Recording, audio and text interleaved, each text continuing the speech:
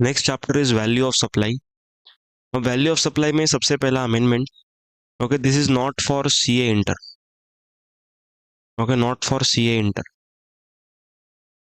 क्योंकि ये रूल्स के ऊपर बेस्ड है, तो सीए इंटर वालों इसको मत देखो, ठीक है ना। तो यहाँ पर अमेंडमेंट क्या है, क्लैरिफिकेशन है, clarification on value of supply of import of services by related person where recipient is eligible for full ITC.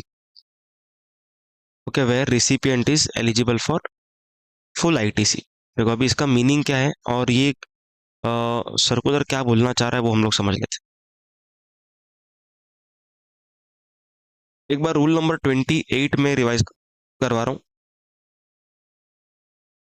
Okay, rule number 28 जो था, it was in valuation, okay, value of supply between related person और distinct person, okay, related person और distinct person. जी, ठीक है, मतलब क्या है, अगर समझो रिलेटेड पार्टी ने दूसरे रिलेटेड पार्टी को सर्विस दिया, तो इसका वैल्यूएशन क्या होना चाहिए, okay, open market value, like and and quality, rule 3031, वो सब हम लोगों ने ऑलरेडी लेक्चर में किया हुआ। अभी अमेंडमेंट का पार्ट हम लोग सीख रहे हैं। ओके, अमेंडमेंट किधर है, देखो, अमेंडमेंट बेसिकली कुछ नहीं है, क्लैरिफिकेशन है। एक प्रोवाइजो था उसके अंदर, एक प्रोवाइजो था, if recipient is eligible for full ITC, then any value declared any value declared is open market value। Okay, ये एक प्रोवाइजो करके हम लोग ने उधर देखा था, मतलब कोई भी वैल्यू दिखा सकते हैं आप एज ओपन मार्केट वैल्यू। और इसके लिए कंडीशन क्या है, रिसिपिएंट को क्या होना पड़ेगा, okay, recipient should be eligible for full ITC, ऐसा ही होना चाहिए। If recipient is not eligible for full ITC, then any value can not be declared as value of supply. Okay, अगर रिसिपिएंट को आईटीसी नहीं मिलने वाला है, तो फिर आप कुछ भी वैल्यू नहीं दिखा सकते, क्योंकि गवर्नमेंट बोलता है कि अगर रिसिपिएंट को आईटीसी नहीं मिल रहा है, मतलब रिसिपिएंट के स्टेज पे गवर्नमेंट का रेवेन्यू फ्रीज होने वाला था। ओके, जिधर गवर्नमेंट का रेवेन्यू फ्रीज होने वाला होता है, वहां पर हमें एक्चुअल वैल्यू दिखानी पड़ती है, ताकि गवर्नमेंट को जीएसटी प्रॉपर मिले। ओके, तो एक एग्जांपल लेते हैं जिसके अंदर दो केसेस लेंगे हम लोग, जिधर रिसिपिएंट फुल्ली एलिजिबल है और रिसिपिएंट एलिजिबल नहीं है। ओके, अज्यूमिंग ये इंडिया, ओके, ये यूएस। अभी इंडियन एंटिटी जो है यहाँ पर, ओके, दो प्रोडक्ट सेल कर रही है। ओके, एक है प्रोडक्ट ए और एक है product B. Okay, product A is exempt, product B is taxable. Okay, इस तरीके से अभी इंडिया वाले एंटिटी क्या करता है, यूएस वाले एंटिटी से, ओके, रिलेटेड पार्टी हैं दोनों जन, इससे क्या करता है, इंपोर्ट ऑफ सर्विस कर रहा है। ओके, क्या सर्विस ले रहा है, एडवाइजरी सर्विस ले रहा है। कौन से प्रोडक्ट से रिलेटेड, प्रोडक्ट ए से रिलेटेड, किसके लिए ले रहा है, ओके, प्रोडक्ट ए के लिए ले रहा है। ओके, एडवाइजरी सर्विस ले रहा है फॉर प्रोडक्ट ए। भाई मुझे सोच समझ के बताओ, देखो पहली बात तो आरसीएम लगेगा, ठीक है, लेकिन क्या इंडियन एंटिटी को आईटीसी मिलेगा कि नहीं मिलेगा, आईटीसी नहीं मिलेगा, बिकॉज ये जो सर्विस आ रही है, it is for producing A which is exempt. Okay, government ने हम लोग को सेक्शन नंबर 17 में क्लियरली बोला था, अगर आपका आउटवर्ड सप्लाई एग्जेम्प्ट है तो आप लोग को आईटीसी नहीं मिलेगा। तो यहाँ पर मेरा प्रोडक्ट एग्जेम्प्ट है, तो प्रोडक्ट ए से रिलेटेड अगर मैं कुछ भी सर्विस लेता हूँ, उसके ऊपर मुझे आईटीसी नहीं मिलेगा। तो यहाँ पर recipient is not eligible for full ITC, समझ में आ रहा है, okay, recipient is not eligible for full ITC, therefore therefore any value can not B taken. Okay, any value can not be taken, तो कौन सा वैल्यू लेना पड़ेगा sir? तो यहाँ पर हम लोग को लेना पड़ेगा open market value to be taken. Okay, proper जो मतलब ओपन मार्केट वैल्यू बोलते हैं ना हम लोग, सेम सप्लायर का प्राइस दूसरे किसी अनरिलेटेड कस्टमर को दिया, तो वो वाला प्राइसिंग लेना पड़ेगा। और अगर सेकंड केस में लेता हूँ, अगर इंडियन एंटिटी यूएस एंटिटी से कुछ इंपोर्ट ऑफ सर्विस कर रही है, ओके, प्रोडक्ट बी के लिए, किसके लिए कर रही है? प्रोडक्ट बी के लिए, तो इंडियन एंटिटी को आईटीसी पूरा पूरा मिलने वाला है, ओके, क्योंकि टैक्सेबल प्रोडक्ट है ना, देयरफॉर आईटीसी इज अलाउड, तो recipient is eligible for full ITC. अभी गवर्नमेंट बोलता है ये इंपोर्ट ऑफ सर्विस का वैल्यूएशन आप अगर जीरो भी दिखाओगे ना तो भी चलेगा, यही सर्कुलर है। ओके, आप इसको जीरो भी दिखाओगे ना तो भी कोई प्रॉब्लम नहीं है गवर्नमेंट को, क्योंकि जितना भी टैक्स आप लोग यहाँ पर भरने वाले हो उसका पूरा पूरा बेनिफिट लेने वाले हो। लेकिन यहाँ पर टैक्स भरोगे पर बेनिफिट मिलने वाला है क्या इंडियन एंटिटी को? नहीं मिलने वाला है। इस वजह से गवर्नमेंट बोलता है any value can not be taken first case में, तो हम लोग को प्रॉपरली ओपन मार्केट में लेना पड़ेगा। लेकिन सेकंड केस में हम लोग जीरो वैल्यू भी ले सकते हैं, because recipient is eligible for full ITC. आया पॉइंट समझ में?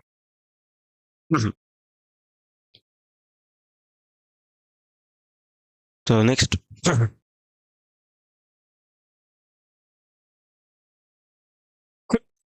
ओके, ये पूरा हो गया। उसके बाद clarification on mechanism for providing evidence of compliance of conditions 15(3)(b। Okay, ये जो प्रोविजन है 15(3)(b में आपको एक बार रिवाइज करवाता हूँ। 15(3)(b क्या बोलता है? 15(3) is for post supply discount. 15(3) itself is for discount. 15(3) के अंदर जो बी है, okay, it is for post supply discount. मतलब कि आज अगर मैंने किसी को गुड्स बेचा और मैंने उसको कंडीशन डाल दिया कि आप एक महीने में इतना क्वांटिटी बेच के आओ तो हम लोग आपको क्या देंगे? डिस्काउंट देंगे, तो इसको हम लोग बोलते हैं पोस्ट सप्लाई डिस्काउंट। अब पोस्ट सप्लाई डिस्काउंट में कंडीशंस था, तीन condition. Discount should be established in terms of agreement, okay, agreement होना चाहिए। दूसरा दूसरा कंडीशन, जो भी आप आईटीसी रिसिपेंट ने पहले ले चुका है वो आईटीसी उसको क्या करना पड़ेगा? रिवर्स करना पड़ेगा। Okay, recipient has to reverse the ITC. And third point was credit note should be linked to original invoice. Okay, ये तीन कंडीशंस फुलफिल करने पे सप्लायर को जीएसटी वाला क्रेडिट नोट देने का राइट मिलेगा। ओके, जीएसटी वाला क्रेडिट। ओके, उसका इंटरप्रिटेशन ये है कि उसके वजह से हम लोग का लायबिलिटी कम हो जाए। ठीक है, अभी इसमें हम सेकंड कंडीशन की बात करें, that is ITC should be reversed bye recipient. अभी सप्लायर ने जीएसटी का क्रेडिट नोट दे दिया, अब क्या पता कि रिसिपिएंट वो आईटीसी रिवर्स कर भी रहा है कि नहीं कर रहा है, तो कैसे मालूम पड़ेगा? तो उसके लिए गवर्नमेंट ने ये वाला सर्कुलर बोला। सर्कुलर में क्या लिखा है? सप्लायर को क्या करना पड़ेगा? रिसिपिएंट से सीए सर्टिफिकेट लेना पड़ेगा। क्या लेना पड़ेगा? ओके, सीए सर्टिफिकेट लेना पड़ेगा। किस किस लिए लेना पड़ेगा? सीए सर्टिफिकेट लेना पड़ेगा ये लिखते हुए कि रिसिपिएंट ने आईटीसी रिवर्स किया है। Okay, provided the ITC amount, total amount, okay, is more than 5 lakh rupees. Okay, is more than 5 lakh rupees in a financial year.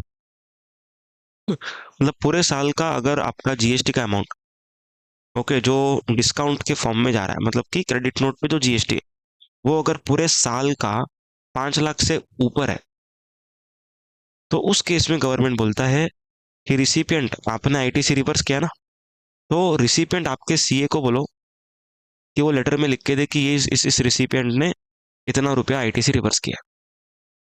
बस उतना ही अपने को सबमिट कर। और अगर 5 लाख से कम रहेगा, 5 लाख से कम रहेगा, तो फिर सेल्फ सर्टिफिकेशन हम लोग कर सकते हैं। समझ में आया पॉइंट? देखो, if if tax amount if tax amount in a financial year is not exceeding 5 lakh rupees, then instead of CACMA certificate, supplier may procure undertaking or certificate from the said recipient। Okay, बस recipient से ही detail मांग लो, उतना भी sufficient हो जाएगा काम। Clear है कि? ओके, तो रिसिपेंट खुद भी अगर दे देगा तो इतना काफी है। तो अपना ये वाला सर्कुलर हो गया।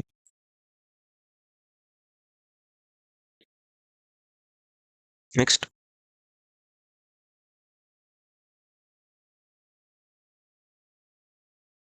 Clarification on requirement of reversal of ITC in respect of portion of premium for insurance policy which is not included in taxable value. देखो, ये तो एकदम सिंपल है, इसमें तो कुछ है ही नहीं। अभी ना हम लोग ये वाला केस डिस्कस करते हैं। ओके, ये वाला केस। अभी ये इंश्योरेंस वाले में क्या था, मैं एक बार रिवाइज करवा देता हूँ। अगर ऐसा पॉलिसी है जिसमें सेविंग्स इंटीमेटेड नहीं है और सिंगल प्रीमियम भी नहीं है, तो उसमें समझो हम लोग को 100 करोड़ का प्रीमियम मिला, बरोबर। तो फर्स्ट ईयर में हम लोग को सिर्फ 25% के ऊपर ही टैक्स लगाना है। ओके, मतलब 25 crore is value of supply. ठीक है। सेकेंड ईयर ऑनवर्ड्स क्या होता है? क्योंकि सेकेंड ईयर ऑनवर्ड्स 12.5% के ऊपर जीएसटी लगता है। ठीक है। अभी गवर्नमेंट यहाँ पर ये क्लेरिफाई कर रहा है कि यहाँ पर जो 100 करोड़ का था उसमें से 25 करोड़ को वीएएस माना, तो क्या 75 करोड़ को एग्जिम सप्लाई मानेंगे या नहीं मानेंगे? एंड सेकेंड ईयर में सेम, क्योंकि सेकेंड ईयर में हम लोग को देखो 25 तो हो गया था, 12.5 भी हो गया था, तो फिर 37.5 हो चुका है। तो 62.5 को क्या हम लोग एग्जाम सप्लाई मानेंगे? गवर्नमेंट ने बोला नहीं, ऐसा कुछ भी नहीं मानना है। ओके, टैक्सेबल इतना है तो बस इतना है। एग्जाम जो बचा हुआ है वो एग्जाम नहीं है, वो कुछ भी नहीं है। ओके, उसको इग्नोर करने का, it is not to be included in E. आया पॉइंट समझ? दस rule number 42-43 reversal is not required in respect of portion which is not included in value of supply. समझा पॉइंट? Next circular.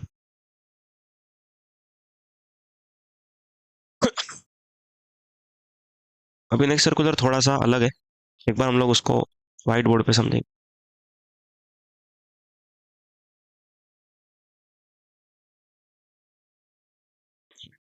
अभी ना पहले तो एक मिस्टेक को रेक्टिफाई कर दो।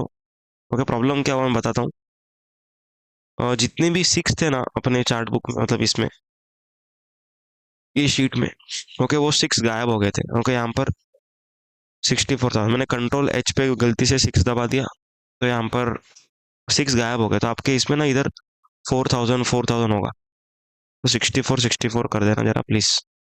ठीक है ना? अब ये सर्कुलर क्या बोलते हैं समझते?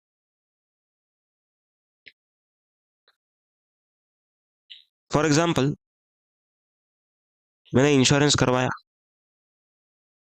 ये बाइक मैंने परचेज किया 80,000 में। ये बाइक परचेज किया 80,000।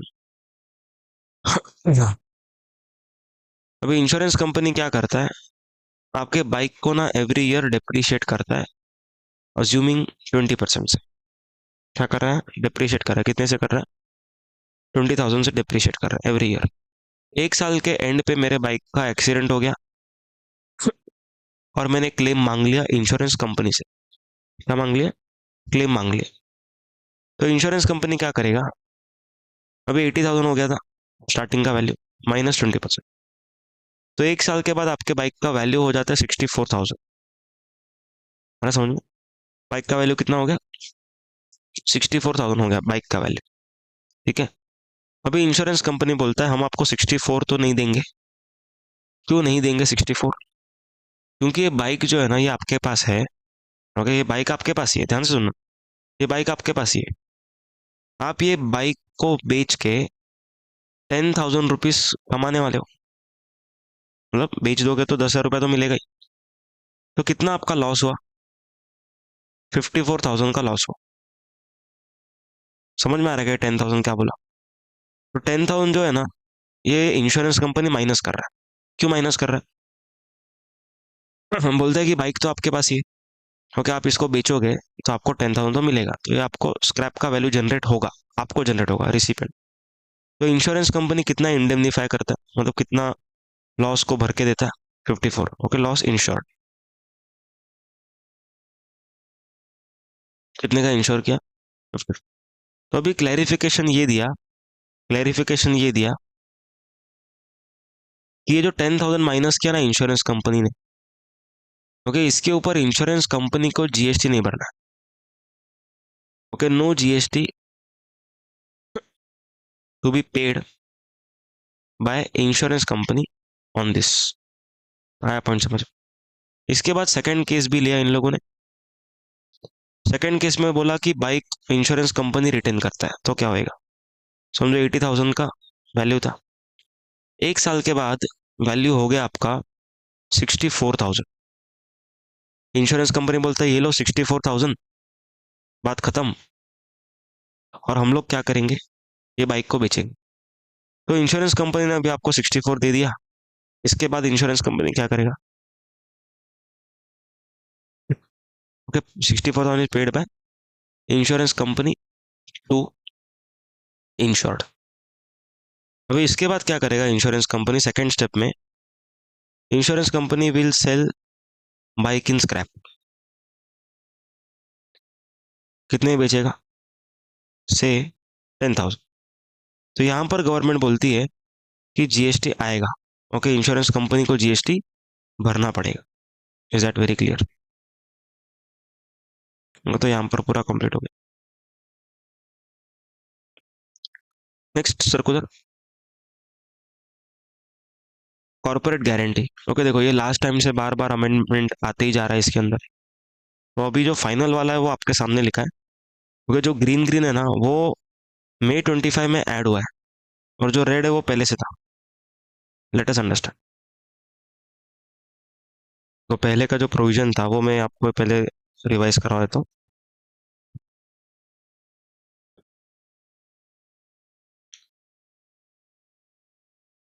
Okay, corporate guarantee.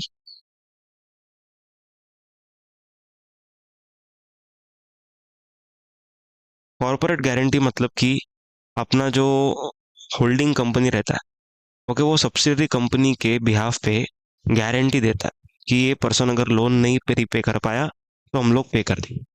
Okay, bank को गारंटी देता है। अब बैंक उस गारंटी के बेसिस पे सब्सिडरी को लोन वगैरह प्रोवाइड करता है। ठीक है, क्रेडिट जो फैसिलिटी रहता है वो प्रोवाइड करता है। तो होल्डिंग कंपनी जो है वो क्या करता है, सब्सिडरी कंपनी को, दैट इज रिलेटेड पार्टी को, ये गारंटी देने का कुछ चार्जेस को चार्ज करता है। तो इसका वैल्यूएशन हम लोग को रूल नंबर 28 सब रूल 2, ओके, ये न्यूली इंसर्टेड था पिछले अटेम्प्ट में। ओके, रूल नंबर 28 सब रूल 2। ओके, रूल क्या बोलता था पहले मैं आपको बताया, तो पहले का रूल क्या था?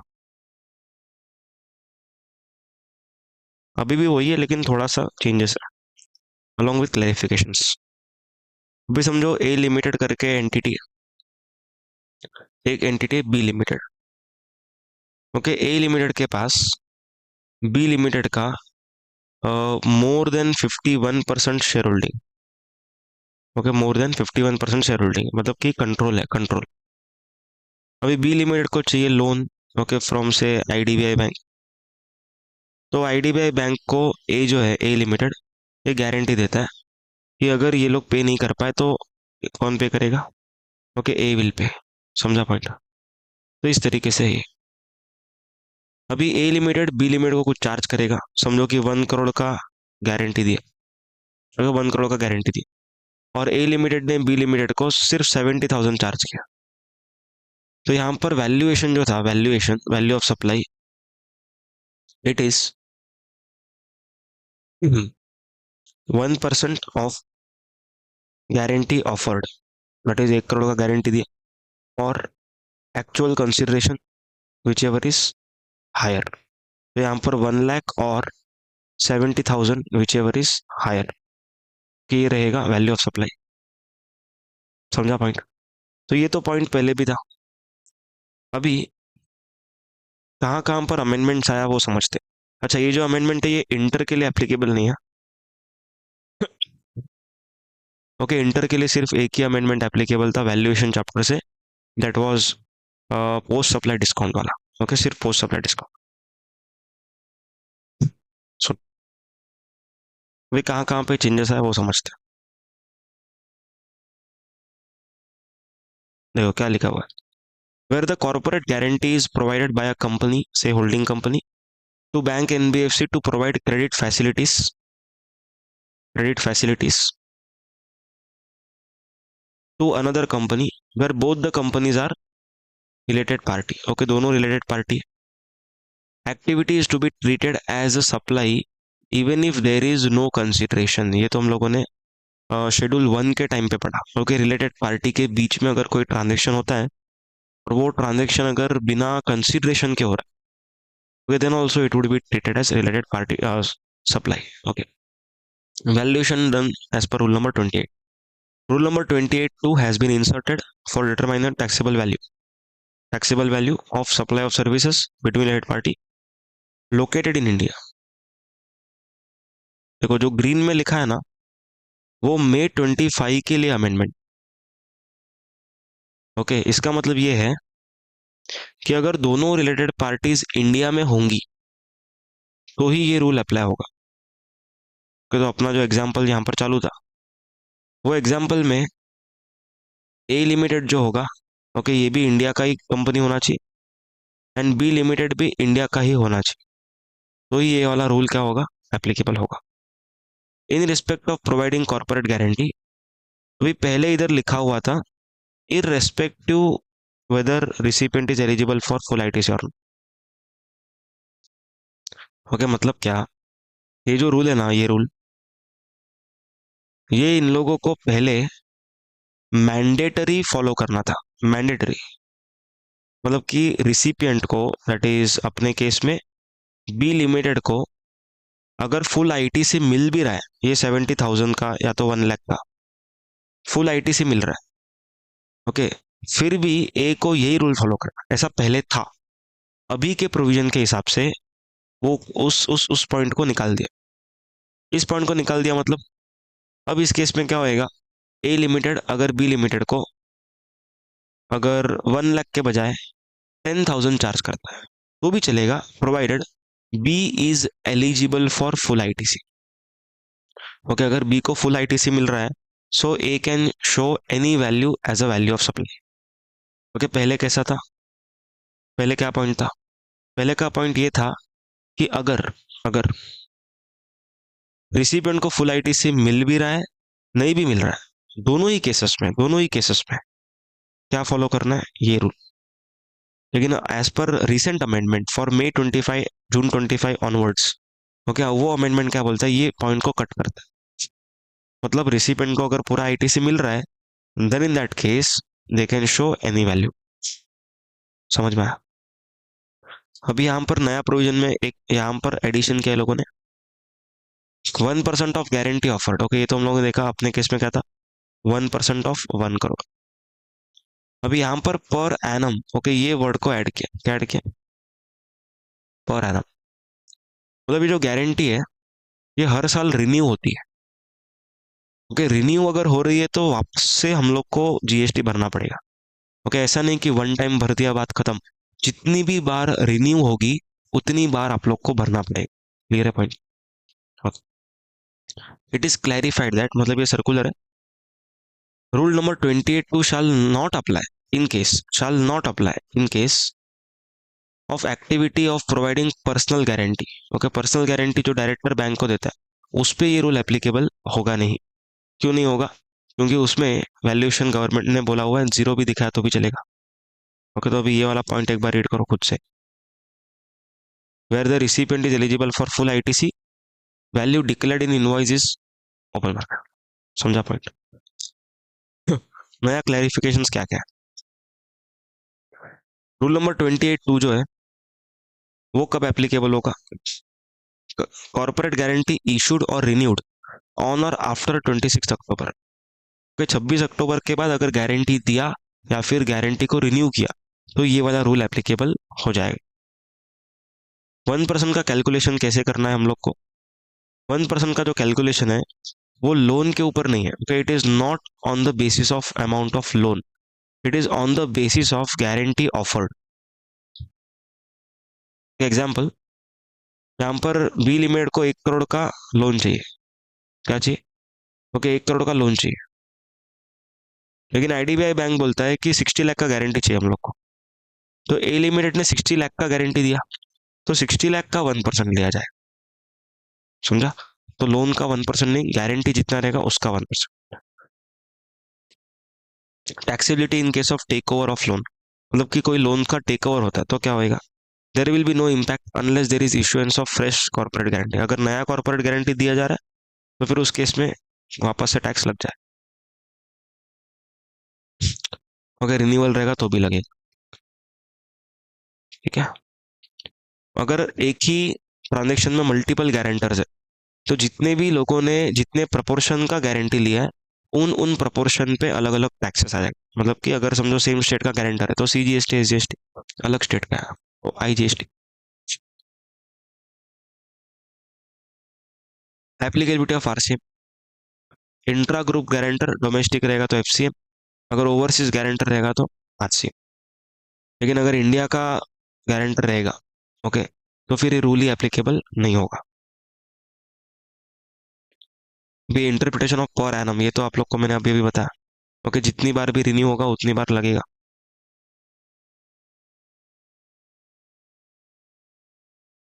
Non applicability when the recipient is outside India, मतलब कि जो पर्सन को गारंटी चाहिए वो इंडिया के बाहर है, तो ये रूल एप्लीकेबल नहीं होगा। ये तो अभी अभी हमने देखा, क्लियर है पॉइंट? तो हम लोग का वैल्यू ऑफ सप्लाई का अमेंडमेंट हुआ।